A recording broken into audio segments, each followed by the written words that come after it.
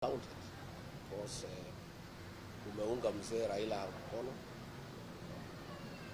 hajafaulu, lakini akitumia kura zenu he has bargained his way to government every year, na akienda anaenda peke yake. So nyinyi mnasukuma yeye anakuwa number 2 using the vote of the western people. He negotiates his way into government, but he only goes along, he doesn't carry with you. It is about time the people of Western Kenya made a very conscious decision on how to organize their vote to count and to amount to something. Na mimi naona nikifikiria kura zetu pale kwa Mlima Kenya na za watu ya magharibi zikiunganishwa, alafu tuongeze wa Kenya wengine, tutakuwa very successful. Lakini watu ya magharibi wakikubali tu kutumika kusukuma kiongozi, anafika bahari, anafika anakuja ana negotiate mambo yake kwa serikali. Kama sasa tukiangalia siku Azimio ilikuwa imeundwa, if Raila had become president, kiti ya finance minister ilikuwa imetangaziwa itakuwa ya opera. Azimio haikufaulu, Raila amekuja kwa William Ruto, amenegotiate serikali. Hiyo kiti alikuwa ameahidi Oparanya, amepatia John Mbadi.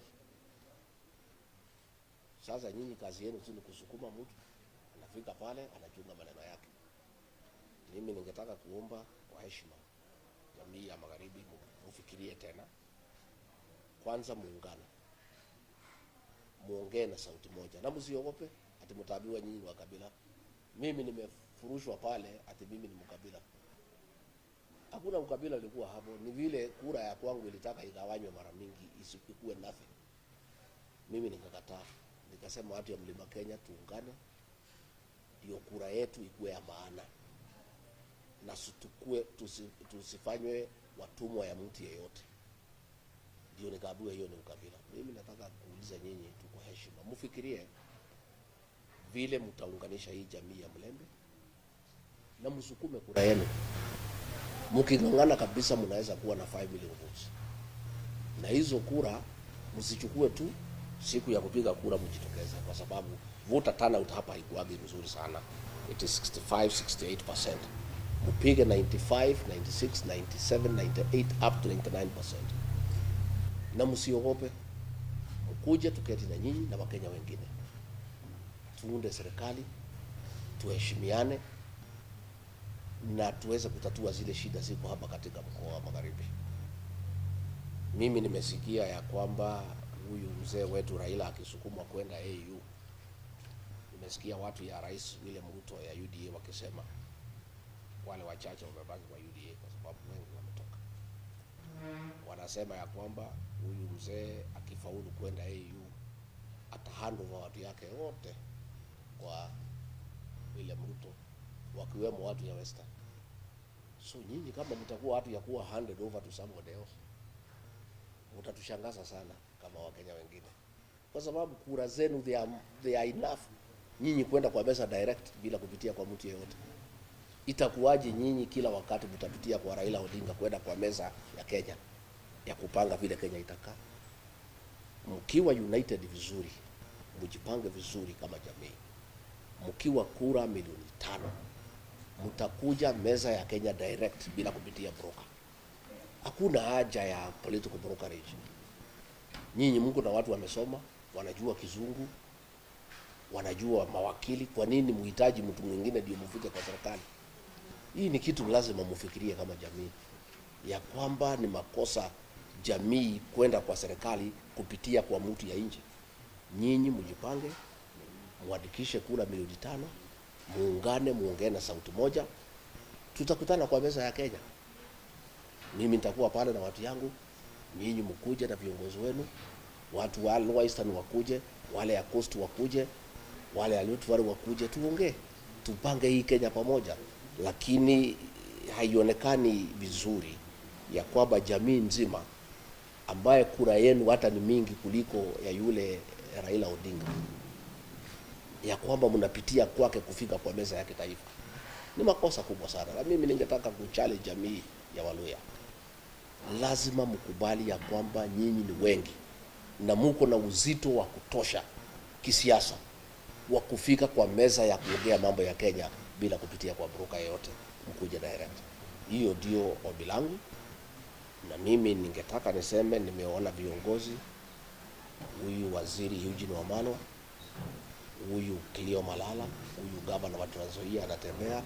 Ni viongozi ambaye nikiwasikiza, nikiona vile wanatamuka, nikiona vile wanaendesha siasa yao, kwa maoni yangu ni viongozi mnaweza tegemea kuunganisha jamii ya Waluya na kuja kwa meza ya kitaifa kuongea mambo yenu na kupanga mambo yenu bila kupitia kwa broker. You have enough sons and daughters who are qualified to go to the national negotiation table to negotiate for the community without having to go through a broker. I don't know why a community as large as this one, with your numerical strength, with sons and daughters who are well educated, with professionals who have a lot of experience, why would you want to get into the national equation through a third party? It doesn't make sense to me, and that is my appeal to the people of this region to be united.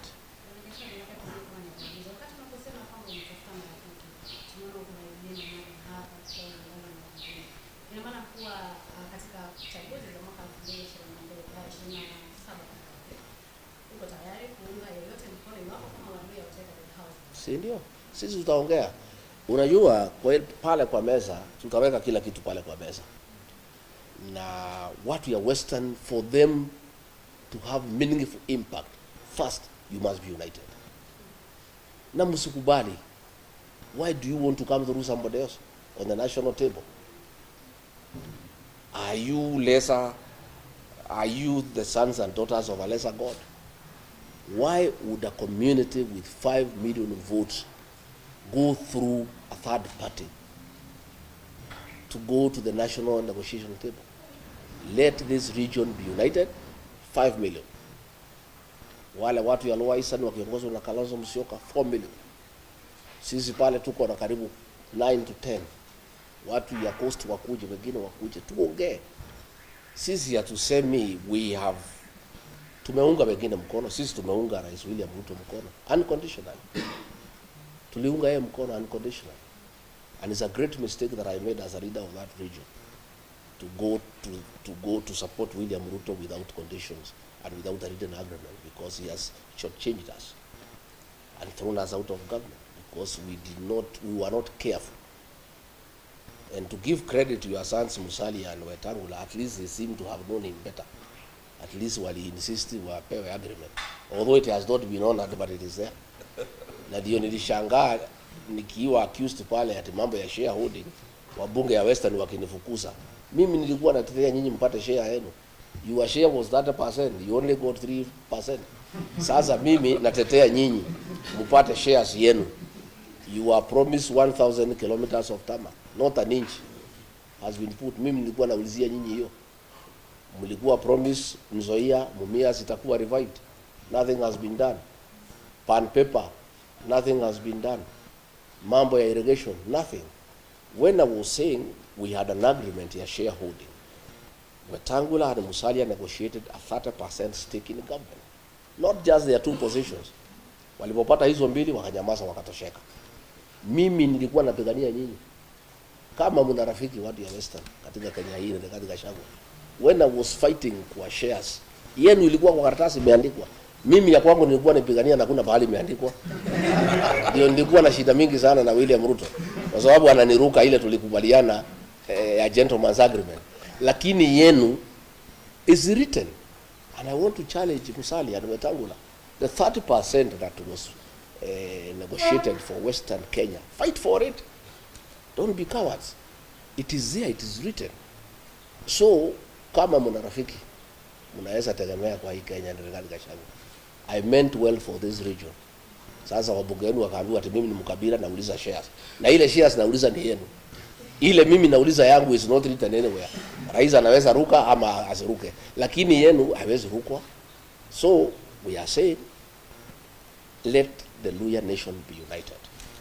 And I have told you, I have seen brilliant sons of this land. The Honorable Eugene Wamalwa, the Honorable Cleo Malala, Governor Tebea and others. Please, back them up by being united. Because if you are not united, they cannot be strong in a negotiation. But if they come fragmented, you can't make an impact. And that is why, for the longest, kura yenu yote imekuwa kwa mtu mwingine ndio ana negotiate naye. Raila ametumia kura yenu hapo kwa serikali, anatumia kura yenu anaenda AU. Kila wakati ametumia kura yenu. Why can't you just use your vote to negotiate directly? Mkuje muongee na wengine. So tafadhalini, let the community be united. Let the leaders who have shown they mean well for the community take the lead. Come, let us talk people who are like-minded and who mean well for this country. My name is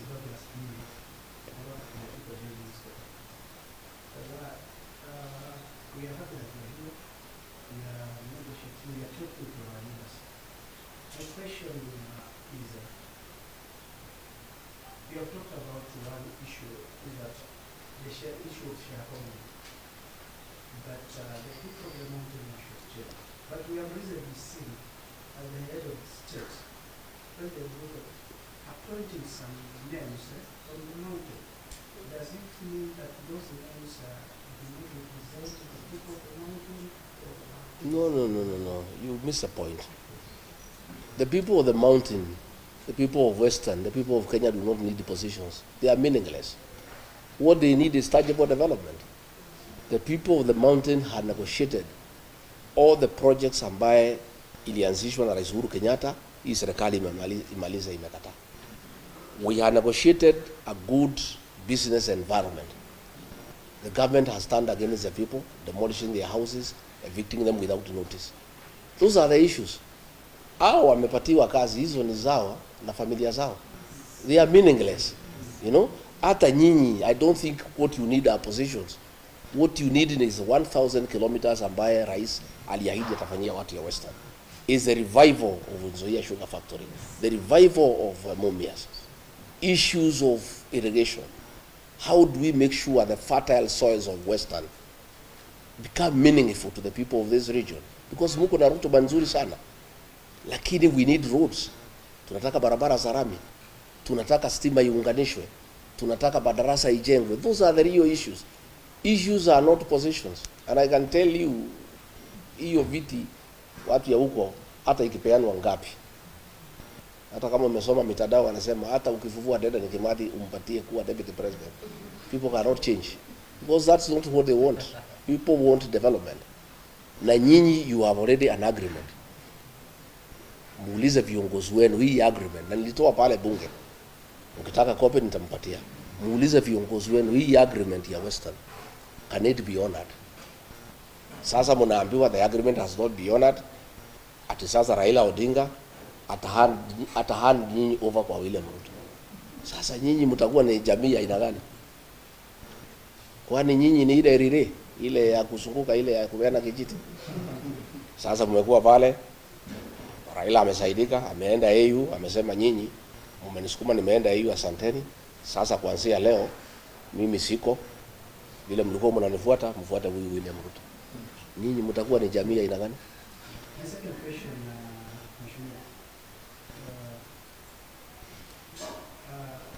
I've seen one of the party leaders,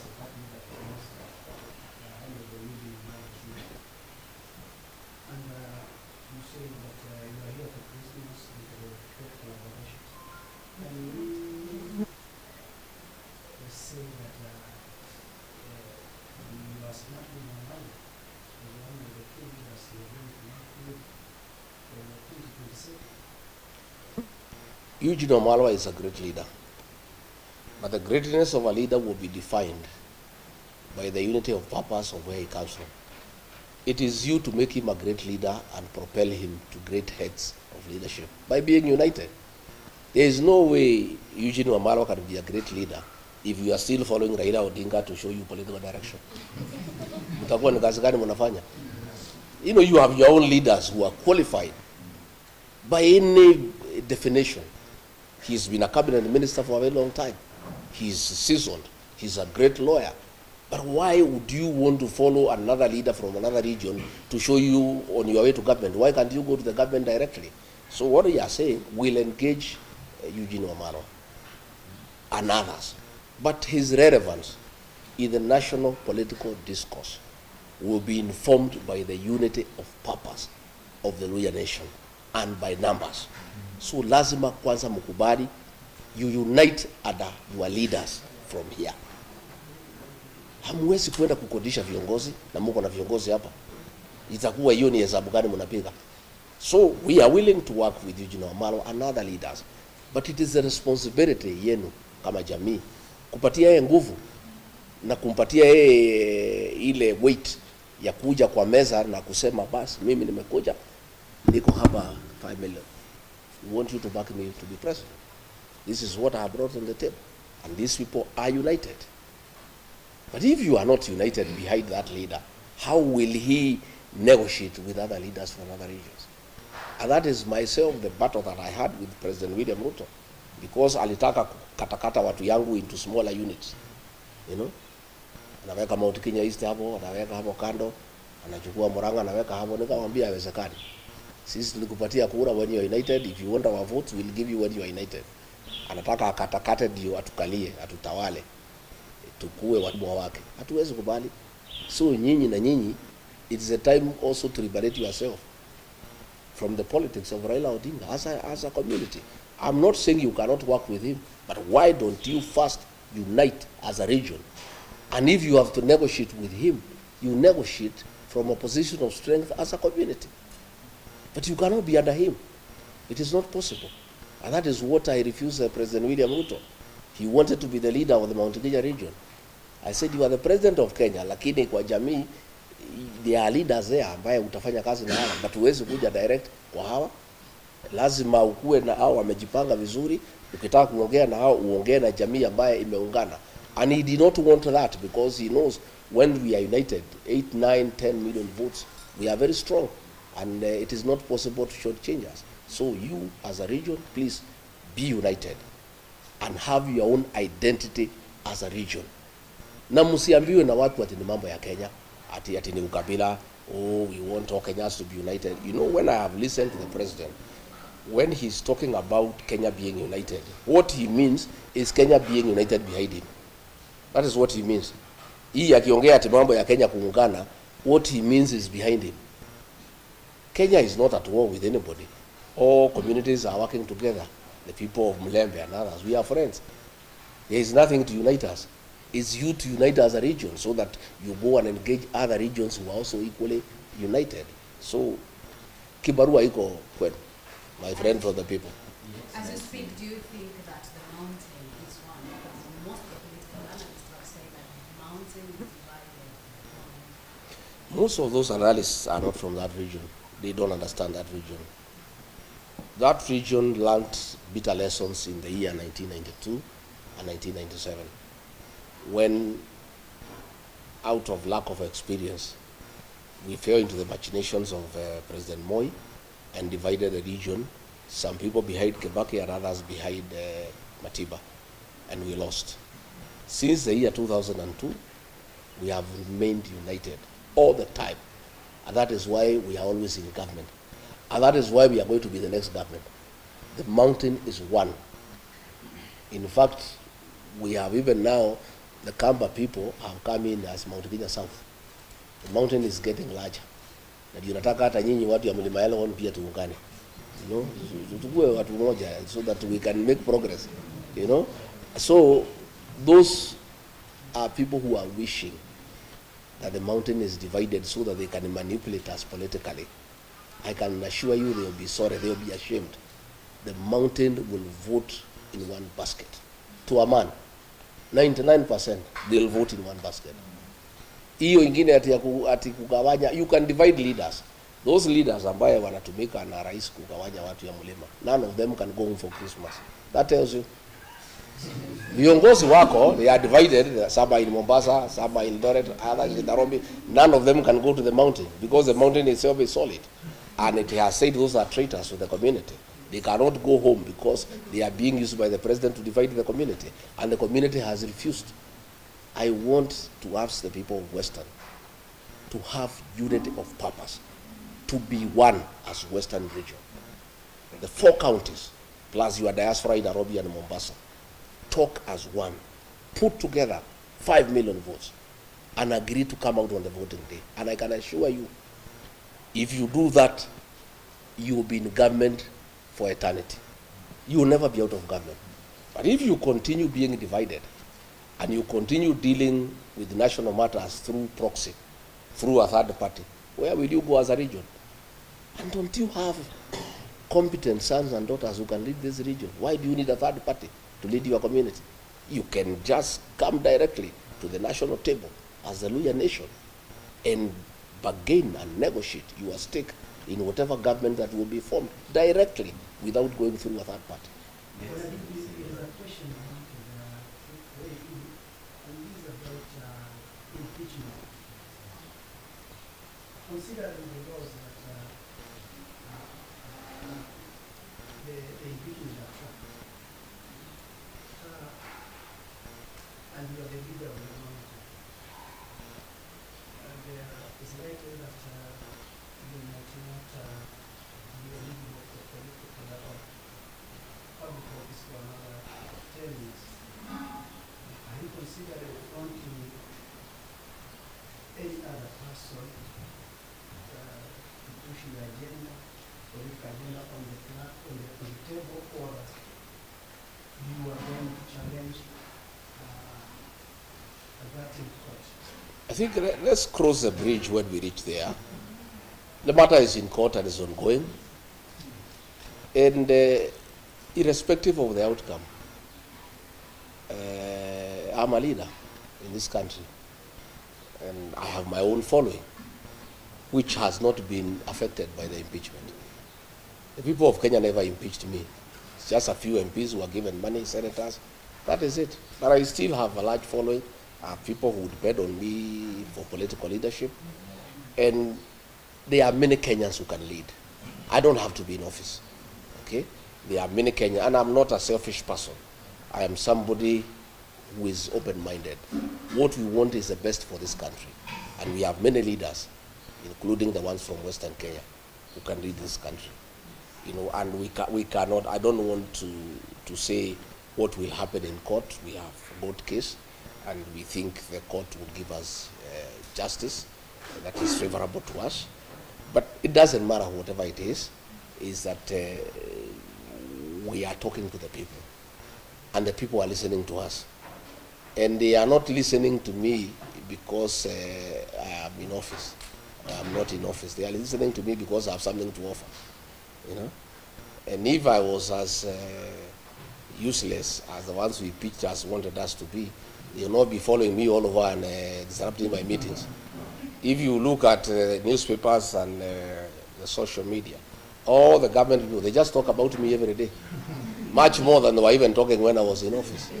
Which means I have something to offer, and I have some significant contribution to make to the politics of this country. So we'll continue engaging. Yeah.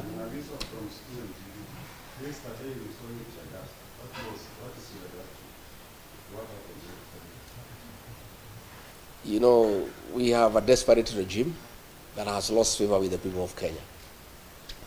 Desperate people do desperate things. A police officer threw tear gas at us. The meeting went on, and the people are dealt with by Wananchi. You know, Wananchi are protecting our meetings. Our Wananchi will not allow that kind of nonsense anywhere. So the meeting still went on. Nothing stopped the meeting. These are just desperate people. They have nothing to offer the people of Kenya. There are so many questions, abductions they cannot answer, cost of living they cannot answer, poor economic management they cannot answer. They are left to desperate acts of trying to stop our meetings. In fact, those acts of trying to stop our meetings make the people more agitated by the government, and they become very rebellious. So to us, it's neither here nor there. It's just an act of desperation by a regime that has lost credibility, that has lost legitimacy, that has lost the goodwill of the people of Kenya. And when people are desperate, they are allowed to do desperate things. Your Excellency, there are those who say that the attacks are planned by the people so that we can put sympathy. Do you want to believe that kind of thing? Do you want to believe anything this government is saying? They say there are no abductions. President said more than 5 times there are no abductions. He seems to have changed his mind and said he is going to stop the abduction. So if he is going to stop the abductions, who was doing them? Do you believe anything these people say? These people will say anything. They are not believable anymore. People are tired of lies, you know, and everything is there. It's on video. People can see what was happening. A fellow was arrested last night. The Inspector General of Police ordered that he be released unconditionally because they were behind it, and he's a police officer. But those are desperate acts. They change nothing. They just pick the people more a burden. Just on that, you have been claiming that is after that. Who else do you think will be after my life? The answer is you all know the answer. I did not add anything more. On matters of action, you had said that Yes. Yes. I said they need to dismantle that unit. I didn't want to name the building because there are people there doing businesses, and you'll be putting that building and the people in that building into danger. I'm giving the government time to dismantle that unit on the 21st floor of that particular building. I said the officer is called Abel. He is a cousin to somebody very senior in this administration. The cousin now knows that we know him. So I have a feeling, I'm not sure, that the decision by the president to admit that the abductions and he'll stop them are quite informed by what I said, because we are getting nearer to the truth. So, but since the president spoke now, it's almost 64 hours. The people have not been released. We would like these young people to spend the new year with their families. So, Mr. President, you said utakomesha, lakini hawa watoto bado hufika nyumbani. Order their release from wherever they are. Waende nyumbani, wakae na wazazi wao, washerekee mwaka mpya. You know, the parents are in anguish, they are in agony. Kusema utakomesha is not enough. You need to actually do it by having those young people released. And as I said, it doesn't matter how many people you abduct, it doesn't matter how many meetings you disrupt, unless the president deal with the issues that have made the people of Kenya very angry, he's wasting his time. Even if you abduct the whole country, as long as those issues are outstanding, and they have everything to do with poor economic management, theft of public funds, corruption, state capture, and lack of respect for the people of Kenya. Hii kutukana watu wa Kenya, kusema wako na mapepo, calling them stupid, those are the issues that you have to deal with. Even if you abduct young people, it will not solve any problem. It will not. Maybe Your Excellency, I was in a city, maybe I have a question. You talked about abduction, and you see majority, many people who are lost confidence in this regime that you had before. And you slightly put it here now that no one believes this guy. There is a tendency, terrifiers are going to stop abductions, but take responsibility for your children. Well, the president is speaking from both sides of the mouth.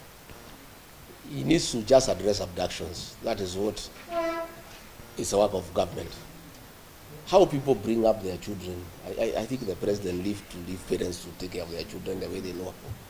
We don't want too much government into people's lives. The president even wants to tell parents how to bring up their children. I mean, surely, it's lack of respect for the people of Kenya. Nikosea watu heshima. Unataka kuniambia vile mimi nitalea mtoto yangu? Rais tumekuchagua utengeneze uchumi, sio kutuambia vile tutalea watoto. These children have no problem. They are just pointing out the ills in society. And let me ask the young people, let me take this opportunity when I'm here in Kakamega County to tell our children, the Gen Zs, the millennials, what you are doing is very good on social media. But it's not enough. These young people, because they have shown patriotism and commitment to liberate our country through the power of the online space, I want to plead with them to go a step further, to take IDs and register as voters. This young generation will sort out the political problems of this country once and for all in 2027. I want to appeal to them wherever they are, but they are doing a good job. But to complete what they are doing and to make it meaningful, we need regime change. And that will come through the ballot. Much as they are doing a very good job on social media, on the X space, much as they are doing very good on TikTok, that is only a certain percentage. But the real job to liberate this country and bring good governance will take place in August 2027. And the young people, who are the majority, have a huge responsibility to sort out this country for us and for themselves, because they are the future of this country. They must register as voters, they must take IDs, and they must leave their homes by 3 a.m. on election day and queue and sort out this country once and for all. That is my New Year message to our young people. That is my plea to them, that we are very happy with what they are doing. They are very courageous, they are very patriotic, but that is not enough. They must go a step further. They must register as voters, and they must come out and join the rest of Kenyans to put a good government into office in 2027.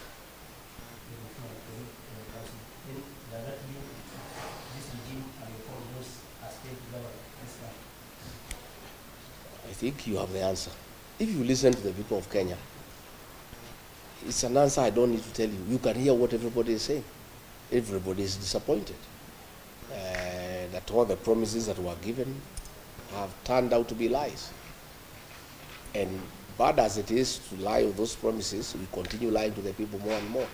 You have seen the things that are going on in the health sector. You have seen the housing program. That housing program has nothing to do with houses for the people of Kenya. It's about business. Very senior people in government have shares in a company that is manufacturing cement, steel, and iron sheets. And that is why the government wants this housing program to go on. That is why there is a housing levy to get enough money so that the people in the housing department, they force the contractor to sign a subcontract for the supply of cement, steel, and iron sheets with a company where very senior people in this government have shares. That is why if you look at clinker was being imported and cement was retailing at 600 shillings. Because of conflict of interest, senior officials in this administration have shares in a company that is manufacturing clinker. And therefore, they stopped the importation of clinker and said clinker will be manufactured here locally. As a result, the price of cement shot from 600 to 900. That 300 shillings, people in government are having a part of it. So you find decisions are being made, not in the national interest, not in the interest of the country, but because of business interests by people in government. And that is where the housing program is being forced down the throats of Kenya. People are saying we don't want, we can put our own houses. The work of government is not to build houses, it's to give services, water, electricity, sewage, roads, security, good business environment. The work of putting up houses is for the private sector. But because of vested interest in the building sector, where people have acquired shares in companies that sell cement, steel, and mabati, the government forces the people of Kenya to give money for that program to continue so that they can continue enriching themselves by doing business in those items that are being used in the housing program. No, I wish to know whether it is just when former President the current President when it comes, and as a result, the allies of former President that have interest have been brought into government. Does it disturb you? Does it concern Why you would I? about the desire Yeah. to remain in Why would it disturb me? Since those people came into government, has the prices of Unga gone down? Have abduction stopped? Nothing. I'm not disturbed. I'm not even bothered. It's not even. It's a non-issue, as far as far as I'm concerned. And change of ministers in this government is musical chairs. And I said when I had an interview with NTV, it's pointless. The president makes all the decisions himself. So even if you keep on changing ministers, you bring so and so, you move.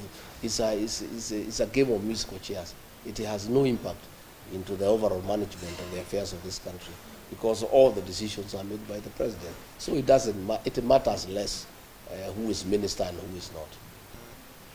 Does that mean that also you are looking for a former president's rights, because he also has, his own share in Well, I have not heard President Uhuru Kenyatta says he's interested in leading this country. He's retired. So I don't know how would be overlooking him, because he's a retired president. We have not seen him participate in politics. So I don't know how his meeting with President William Ruto would affect leadership or politics in this country. He's a retired president. And as far as I am concerned, a meeting between two leaders is as good. There's nothing wrong with it. What is the relationship prior to this former president after he was elected? You recited who is due to raise the fund. I have asked you whether you want to believe anything that has been said by this government. I don't want to dignify such ridiculous accusations by way of an answer. Uhuru is our son, and he's our leader back at home, and we respect him for the work he has done for this country, and we continue respecting him for what he did for this country. I want to ask this question. Completely, when you took over, the Kenya Kwanza government took over, you're on the record defending the government that you inherited empty coffers. So that's why the government was unable to carry out some development projects. So are you defending the government out of ignorance, or did you go that time? I was defending because that is the situation that was presented then. But 1 year down the line, I found we had lost focus, and we were doing things that are not a priority to the people of Kenya because of state capture, the housing program, for example, the changing of the university model, a model that was working, the doing away with the NHIF and bringing a new system called SHIF, when there is no proper interrogation of how it can work. So I was defending because we came in having certain intentions to right what we thought was wrong.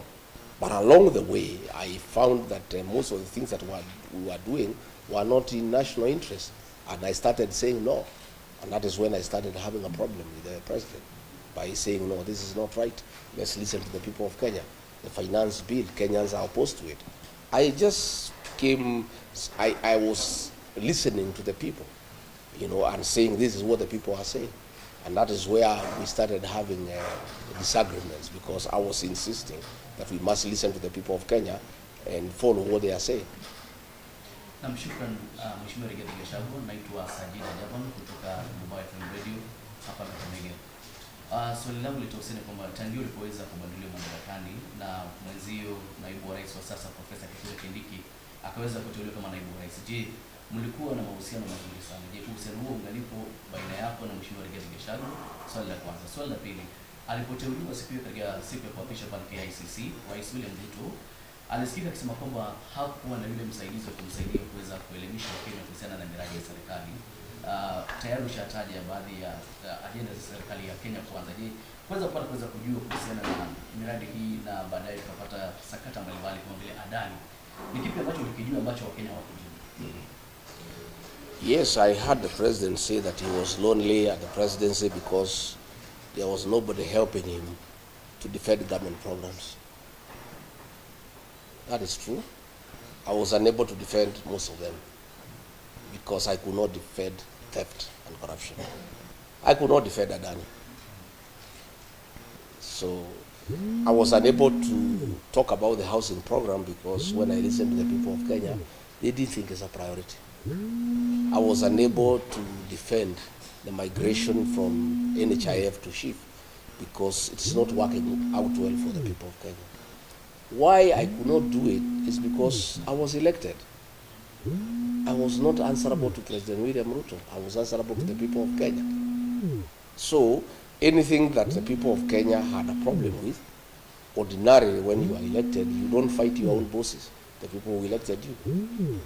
Ndio mimi nikashindwa kwenda kutetea hizo miradi. But the person the president chose to occupy that office can defend anything because yeye ni mfanyikazi wa rais. Yeye si mfanyikazi ya raia, hajachaguliwa na mtu yeyote.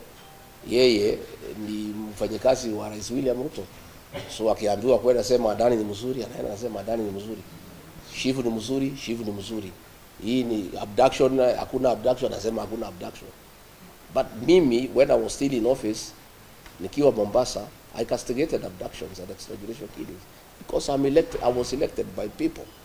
When you are elected by people, you must think about them and what they think about what you say and what you do. And that is the difference between an elected deputy president and an appointed one. And that is why the framers of our constitution, made it possible for a deputy president to be elected so that he can be talking for the people and can tell the president, no, this is wrong. But the situation we are having now, there is no difference between the president and the deputy. They are one and the same. So that was the situation. And I really asked the president to forgive me. I couldn't. I was elected, so I couldn't defend corruption. I couldn't defend things that are against the people of Kenya. There was no way I could do it. But it is not because I'm a bad person, but it's because I was elected. And once you are elected, you must respect the people who have given you the job. Mwisho kabisa, kuna hili swala ambalo wanasema kwamba kuna baadhi ya viongozi wanasema kwamba ni wakati sasa uweze kuketi chini na kunyamaza ili kuweza kuzuia baadhi ya mashambulizi ambayo yanatokea kwa sasa. Na kauli ya mwisho pia nitakuuliza kuhusiana na mpango wa serikali kuweza kuleta ile vaccination ya mifugo mwaka ujao. Kauli yako. Wale wanasema ni nyamaza si wafuasi wangu, ni watu ya serikali. Watu ya serikali wanitakie vema. So ukisikia wakikwambia unyamaze, ujue unafanya ile kitu nzuri, unaendelea. Because if they meant well for me, they would not have removed me from office. Why are they bothered? If I keep quiet, I am better off. Then why should they wish me well? Yeah, I cannot keep quiet because there are many issues to talk about. We cannot keep quiet when the people of Kenya are suffering, when our children are being abducted, when people are being overtaxed. We must speak because we are leaders. And I was not just speaking because I was in office, because I'm a leader in this country who was elected by the people. I must speak for them.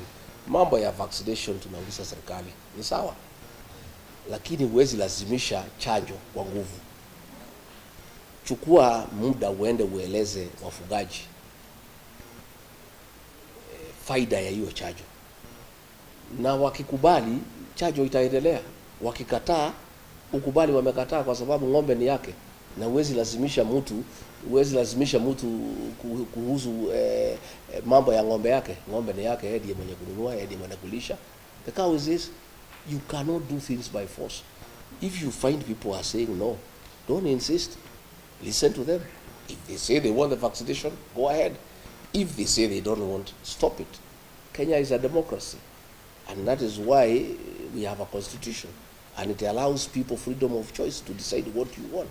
And you cannot interfere with people's private lives. The cow is mine. I bought it. I'm the one who feeds it. I do what I want with my cow. The government cannot force me to vaccinate my cow if I am not interested, or if you are not convinced me that is the right thing to do. Ile kitu iko inasumbua Kenya hii ni kiburi. Ni kulazimisha watu. Nataka kulazimisha watu kila kitu kwa nguvu. Hiyo ni mambo ambayo haiwezekani, imepitwa na wakati.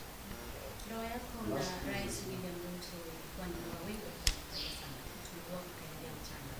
Na baadaye kidogo wengi wakawa wanasema kwamba kile kitu ambacho kilifanya ukaondolewa mamlakani ni maandamano ya Wengi wanasema kwamba you have been behind it, you have been funding Gen Z protest. Is it true? Sifikiri hiyo ni sababu ya ukweli. It's not true. I defended Gen Z when the president called them criminals because I don't think they are criminals. I think they are our sons and daughters, and I think they are legitimate concerns. The fact that I defended them does not mean that I sponsored them or funded them, or I'm their leader. And by the way, I wouldn't mind being their leader. Politically, if the Gen Z are behind you, you are very strong politically. It's the wish of any leader in this country for Gen Zs to be behind you. So it's a good wish for me. If the Gen Z can agree to be behind me, I'll be a very happy person. They did not remove because of that. They refused me because I refuse to support corruption. I refuse to support economic mismanagement of this country. I refuse the president to divide my region, the Mount Kenya region, for political expediency. I said he cannot divide them. Those are the issues. And I refuse to be a yes man, say yes to everything. Those are the issues. Anything to do with the Gen Z or the shareholding or his tribal, that is just talk. But the real thing is that I would not be party to some of the things that the government was doing. Asante Last sana. The last question, please. We've seen you in the position of opposition leadership. Is there anything you were for opening? Are you going to form another opposition coalition? I think if you listen to me speak, I said, we are all working towards liberating this country, but every leader has a responsibility to put his people together. I am putting my people together. Eugene and others are putting their people together. Everybody, once that has been done, we'll be having a conversation in the new year.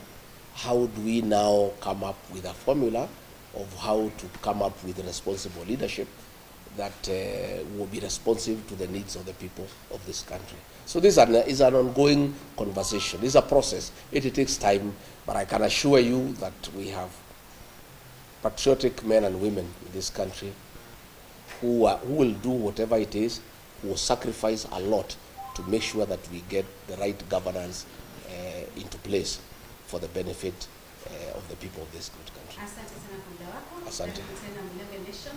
Kile kitu ambacho ningependa kuambia kwamba kuna a lot of local and TV and radio stations, national TV stations as well around. So the truth will matter. Kile tasikika kwingine akisema yale yote ambayo ameweza kusema hapa, lakini thank you so much on behalf of the panelists who wote nimeuliza maswali na all the media stations represented. Karibu sana. Asante sana. Na mimi nimeshukuru sana, nimetakia nyinyi sikukuu njema na mwaka mpya wenye mafanaka kubwa. Na hii Western mtakuwa mkiniona from time to time. Asante. Hii ni mlima yetu. Labda mheshimiwa Eugene aseme tu jambo kama host. Yes. I need to. But it's easier to. The ties up.